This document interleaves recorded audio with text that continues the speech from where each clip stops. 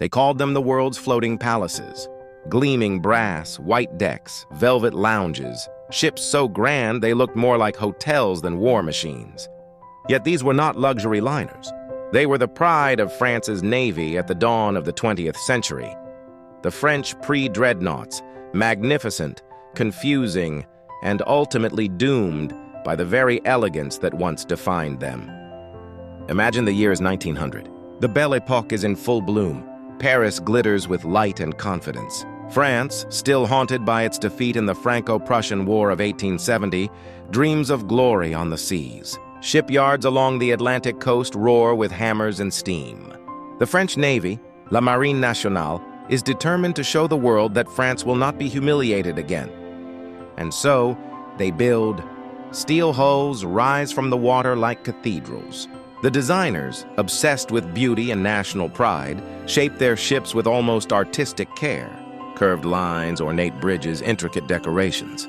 These vessels, like the Charles Martel, Carnot, and Bouvet, seem more suited for champagne receptions than for battle. Even foreign observers joke that the French do not build battleships. They build hotels that happen to float. But behind the elegance lies confusion. The French naval doctrine of the time is torn between two ideas: the jeune école, which dreams of small, fast torpedo boats destroying massive fleets, and the traditionalists, who believe in heavy battleships ruling the waves. The result? A compromise that pleases no one. Each pre-dreadnought becomes an experiment, no two designs quite the same. The Charles Martel, launched in 1893, carries four 305mm guns, mounted in twin turrets fore and aft. But her armor layout makes her list heavily when firing. The Bouvet, completed in 1898, is a masterpiece of style, but dangerously unstable. Her captain once remarked, "She rolls like a drunken dancer." Yet to the crowds lining the docks, these ships are symbols of French pride, floating proof that the Republic has recovered its strength. Across the Channel, Britain watches with curiosity. The Royal Navy dominates the oceans, but even its admirals admit no one decorates a ship like the French. One British reporter writes in 1901, "Their battleships are not machines, they are expressions of art." Then, in 1906, everything changes.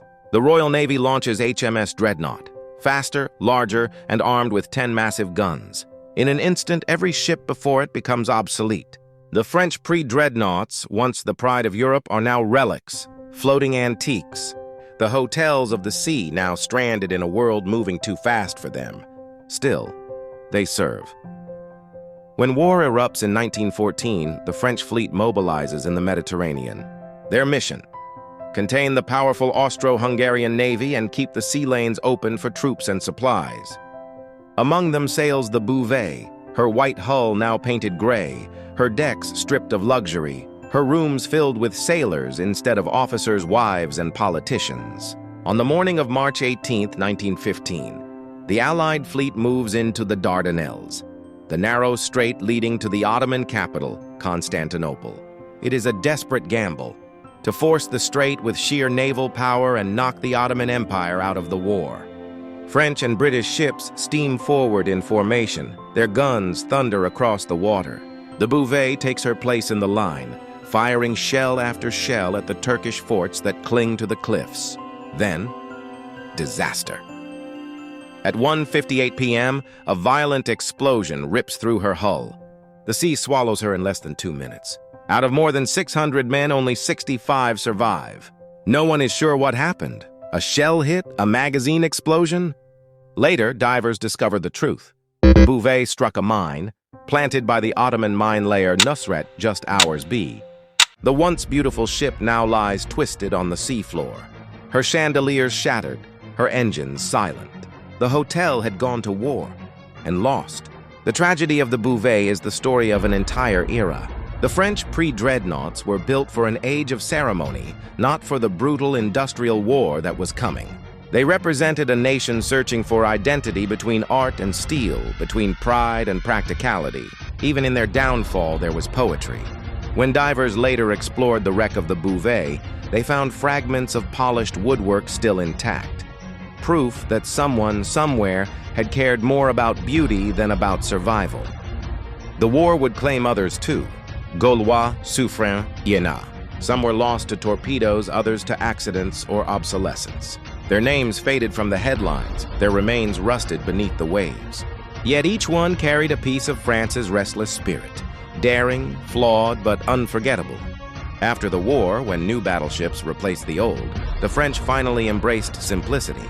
The ornate curves disappeared, the brass and marble gave way to gray steel and functionality. But the memory of those early ships lingered, like ghosts of an age when nations still believed that war could be elegant.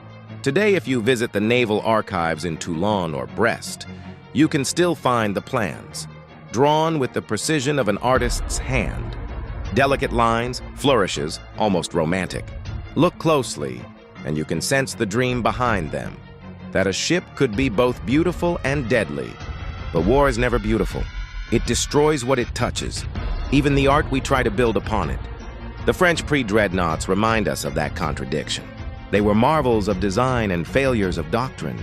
They were born from hope, shaped by pride, and ended in tragedy. And yet, perhaps that's what makes them so human. Because in the end, the story of these hotels gone to war isn't just about steel and guns. It's about a nation trying to prove that grace could still exist in a world preparing for total destruction.